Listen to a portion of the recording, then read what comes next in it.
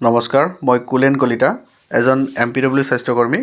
আজি national health অথৰিটিৰ তৰফৰ পৰা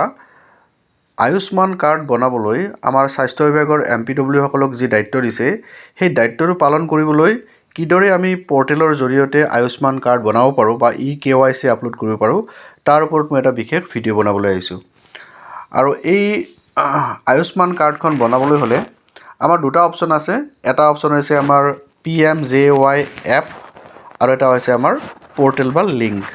আৰু মই ভাবোঁ এই লিংকটোৰ জৰিয়তে কৰিলে আমাৰ সহজ হ'ব বেছি গতিকে মই আজি লিংকটো কেনেকৈ ওপেন কৰি ইয়াত আয়ুষ্মান কাৰ্ডখন অতি সহজতে বনাব পাৰে মই খুব ছুটিকৈ আপোনালোকক ক'ব বিচাৰিছোঁ কাৰণ আপোনালোকে প্ৰত্যেকে হয়তো জানেই বা যিকেইজনে কৰিবলৈ কিবা অসুবিধা পাইছে আশা কৰোঁ এইখিনি চালে ভালদৰে বুজি পাব তো ইয়াত মই এটা বৰ দৰকাৰী কথা ক'ব বিচাৰিছোঁ যে এই কামটো অকল MPW সকলেহে কৰিব পাৰিব বা সেই বিশেষ ব্যক্তিসকলে কৰিব পাৰিব যাৰ মোবাইল নম্বৰবিলাক আমাৰ ডিপাৰ্টমেণ্টত ৰেজিষ্টাৰ হৈ আছে যদি কোনোবাই মানে ইয়াক চেষ্টাও কৰি খুলিবলৈ তেওঁলোকে খুলিব নোৱাৰিব কাৰণ তেওঁলোকৰ নাম্বাৰটো ৰেজিষ্টাৰ হোৱা নাই গতিকে যাৰ ৰেজিষ্টাৰ্ড বা অথৰাইজ হৈ আছে সেই ব্যক্তিসকলেহে এইটো চালে বেছি উপকৃত হ'ব তো প্ৰথমতে আমি কি কৰিব লাগিব আমাৰ যেটো ৰাইট সাইডে তিনটা লাইন আছে সেই তিনটা লাইনত ক্লিক কৰিব লাগিব ক্লিক কৰাৰ লগে লগে ইয়াত কেইবাটাও কিবা কিবি লিখা আছে আপোনালোকে ইমান চোৱাৰ দৰকাৰ নাই ইয়াত খালি এটা কথা চাব PMJAY স্পেচিয়েল ড্ৰাইভ ইয়াতে ক্লিক কৰি দিয়ক ইয়াত ক্লিক কৰাৰ লগে লগে এনেকৈ মেনু এখন আহিব ইয়াত লিখা আছে sign in enter your mobile number তো ইয়াত যেটো এন্টাৰ ইউৰ মোবাইল নাম্বাৰ দিয়া আছে ইয়াত আপোনাৰ বিশেষ ৰেজিষ্টাৰ হোৱা মোবাইলটোহে ভৰাব লাগিব বেলেগ মোবাইল ভৰালে মই আপোনালোকক এটা দেখুৱাই দিছোঁ যিকোনো এটা মোবাইল যদি ভৰোৱা হয় মই এটা যিকোনো নাম্বাৰ ভৰাই দিছোঁ এইটো নাম্বাৰ ভৰাই দিয়াৰ লগে লগে কি লিখিব চাব ইয়াত দিছে OTP generation fail due to mobile number is not registered or invalid গতিকে এইটো নাম্বাৰ আপুনি দিব নোৱাৰিব যিকোনো মোবাইল যদি কোনোবা ইচ্ছাও কৰি ইয়াক খুলিব নোৱাৰিব তো ৰেজিষ্টাৰ্ড হ'ব লাগিব এতিয়া মই ৰেজিষ্টাৰ মোবাইল নাম্বাৰ এটা ভৰাই দিছোঁ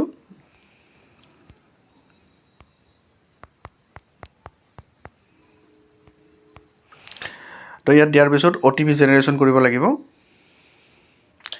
গেট OTP দিয়াৰ পিছত ইয়াত OTP আহিল মোৰ নাম্বাৰটো অলৰেডি যেহেতু ইয়াত ৰেজিষ্টাৰ হৈ আছে গতিকে মই OTPটো পালোঁ কিন্তু অন্য এইটো নাপাব ৰেজিষ্টাৰ্ড থকাবিলাকেই পাব তো মই OTPটো ল'ব খুজিছোঁ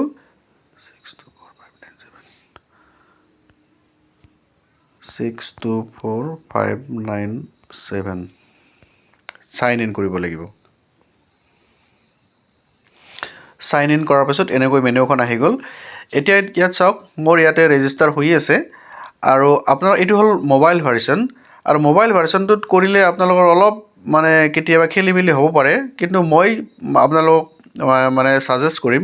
যে আপোনালোকে ডেস্কটপ ভাৰ্সনত কৰক তো তাৰ কাৰণে কি কৰিব ইয়াতে যে 3 ডট দিয়া আছে এই 3 ডটত ক্লিক কৰক ক্লিক কৰাৰ পাছত ইয়াত দেখিব ডেস্কটপ সাইট ইয়াত ডেস্কটপ সাইটত ক্লিক কৰি দিয়ক তাৰ পাছত ক্লিক কৰাৰ পাছত ইয়াত দেখিলে আৰু তিনটা লাইন আহিছে এই তিনটা লাইনটোত আপুনি এনেকৈ ক্লিক কৰি দিয়ক এইটো বহুত গুৰুত্বপূৰ্ণ কথা ইয়াত বহুত কিবা কিবি লিখা আছে নহয় আপুনি ইমান চাব নালাগে আপোনালোকে ইয়াত 2 নম্বৰ লাইনটোত চাওক PMJAY কনসলিডেটেড ডাটা ইয়াত ক্লিক কৰি লওক মানে মই ডিটেইলছ ক'ব বিচাৰা নাই আপোনালোকৰ কামটো যাতে সহজতে হৈ যায় তাৰ কাৰণে মই দৰকাৰী কথাখিনি ক'ব বিচাৰিছোঁ তো ইয়াত কনসলিডেটেড ডাটাত ক্লিক কৰাৰ লগে লগে তিনটা লাইন আহিছে ইয়াৰ মাজৰ লাইনটো অৰ্থাৎ বেনিফিচিয়াৰী সাৰ্চ বাই HHID/আধাৰ ইয়াতে ক্লিক কৰক ইয়াতে ক্লিক কৰাৰ লগে লগে ইয়াত এনেকৈ মেনু এখন আহি গ'ল আপোনালোকে জুম কৰি ল'ব পাৰে কিন্তু এইটো হৈছে এটা ডেস্কটপ ভাৰ্সন আৰু ডেস্কটপ ভাৰ্সনত কৰিবলৈ সহজ মই নিজেই সহজ পাইছোঁ কৰিবলৈ তো আপোনালোকে এনেকৈ ট্ৰাই কৰি চাব পাৰে অলপ জুম কৰিব যদি আখৰবিলাক সৰু দেখা পায় তো ইয়াত দিছে সিলেক্ট ষ্টেট আৰু এই সিলেক্ট ষ্টেটত কি দিব সিলেক্ট ষ্টেট দিয়াৰ পিছত ইয়াত দেখিব আমাৰ গোটেই ষ্টেটবিলাকৰ নাম আহিছে আমাৰ আসাম কৰাৰ পিছত আহিছে ইয়াতে সিলেক্ট ID টাইপ ইয়াত ক্লিক কৰিলে দেখিব ইয়াত তিনটা অপচন আহিছে আধাৰ PMJAY ID ফেমিলি ID তো আপোনালোকে ফেমিলি IDত ক্লিক কৰিব ফেমিলি IDত ক্লিক কৰাৰ লগে লগে ইয়াত আহিছে এন্টাৰ ফেমিলি ID আৰু এইটোৱে হৈছে আমাৰ ৰেচন কাৰ্ডত থকা 12 ডিজিট নাম্বাৰ আৰু এইটো ইয়াত ভৰাই দিব লাগিব মই এখন ৰেচন কাৰ্ডৰ ID ইয়াত ভৰাই দিছোঁ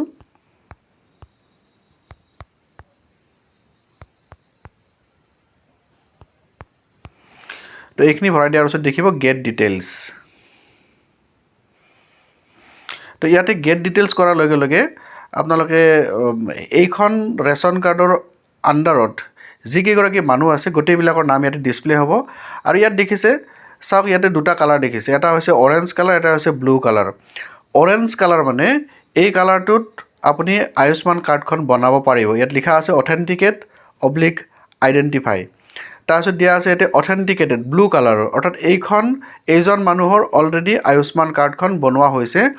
ডাউনলোড অৰ ডেলিভাৰী ইয়াত ডেলিভাৰী লিখা আছে তাতে এইখন ডাউনলোড কৰিব পৰা অৱস্থাত আছে আৰু কেতিয়াবা দেখিব এটা গ্ৰে কালাৰ আহে যদি গ্ৰে কালাৰ আহে তেতিয়াহ'লে আপোনালোকে সেইখন কাৰ্ড বনাব নোৱাৰিব তো সেই মানুহজনক কি ক'ব লাগিব যে ছাপ্লাই অফিচত গৈ কিবা এটা খবৰ কৰিব লাগিব যাতে তেওঁ সেইটো কাৰেকশ্যন কৰি আহে কিবা এটা হয়তো প্ৰব্লেম আছে বহুত ডাঙৰ প্ৰব্লেম হয়তো নহয় আমিও বিশেষ ক'ব নোৱাৰিম কি প্ৰব্লেম হৈ আছে কিন্তু সেইটো যে আমি কৰিব নোৱাৰোঁ এইটো চিয়'ৰ আপুনি পঠাই দিব লাগিব যে ইয়াত কামটো নহয় অকল আপোনাৰ তাত বুলি নহয় ক'তোৱে কৰিব নোৱাৰিব ছাপ্লাই অফিচত হয়তো কাৰেকশ্যন কৰাৰ পিছত এইটো কৰিব পৰা হ'ব পাৰে চাগে তো আমাৰ দায়িত্ব হৈছে কি এই অৰেঞ্জ কালাৰ থকা মানুহবিলাকৰে আমি ৰেচন কাৰ্ডটো বনাব পাৰিম তো ইয়াত আহিছে এনেকৈ নামবিলাক এই নাম অহাৰ পিছত আপুনি চাব লাগিব কোনজন বেনিফিচিয়াৰীৰ কাৰণে আপুনি কাৰ্ডটো বনাব খুজিছে তো সেই বেনিফিচিয়াৰীজনৰ আপুনি সুধিব লাগিব যে আপোনাৰ মানে আধাৰ কাৰ্ডখন দিয়ক আৰু আধাৰ কাৰ্ডত থকা নাম্বাৰটো আপুনি তাত ক্লিক কৰিব লাগিব আৰু আধাৰ কাৰ্ডখনৰ লগত যিটো নাম্বাৰ লিংক হৈ আছে সেই বিশেষ নাম্বাৰ থকা মোবাইলটোহে লগত আনিবলৈ আপোনালোকে নিশ্চয় ক'ব কাৰণ তাত OTPটো যাব তো মই ইয়াত এটা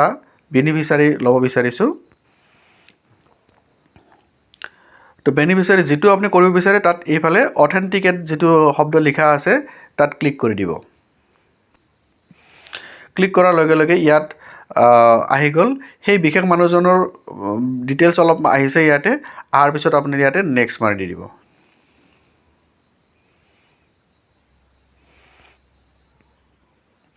এই নেক্সট মাৰাৰ লগে লগে ইয়াত দেখিছে মোবাইল নাম্বাৰ ইয়াতে মোবাইল নাম্বাৰটো আপুনি এতিয়া ভৰাব লাগিব আৰু মোবাইল নাম্বাৰটো ভৰোৱাৰ পিছতহে মানে আপুনি ইয়াতে আধাৰ নম্বৰটো ভৰাব লাগিব চ' মই প্ৰথমতে ইয়াতে আধাৰ নাম্বাৰটো ইয়াতে ভৰাব বিচাৰিছোঁ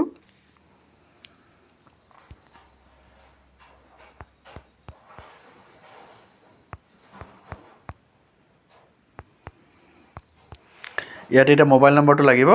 আধাৰ নাম্বাৰত লিংক হৈ থকা বিশেষ মোবাইল নাম্বাৰটোহে ইয়াত লাগিব 8486975823 তো মই মোবাইল নাম্বাৰটো ইয়াত পুট কৰিলোঁ কৰাৰ পিছত ইয়াতে গেট OTP তো এই নাম্বাৰটোত OTPটো গৈছে এতিয়া ল'ব লাগিব OTPটো ভৰাই দিয়াৰ পিছত ইয়াত এনেকৈ আহিব অহাৰ পিছত ইয়াত select district Nalbari select block এতিয়া যি ব্লক পৰিব সেই ব্লক দিলেই হ'ব চিলেক্ট ভিলেজ যিটো ভিলেজ পৰিব সেই ভিলেজটো চিলেক্ট কৰি ইয়াত দিব লাগিব ইয়াৰ পিছত ইয়াত এটা কেপচা আহিব সেই কেপচাটো মাৰিব লাগিব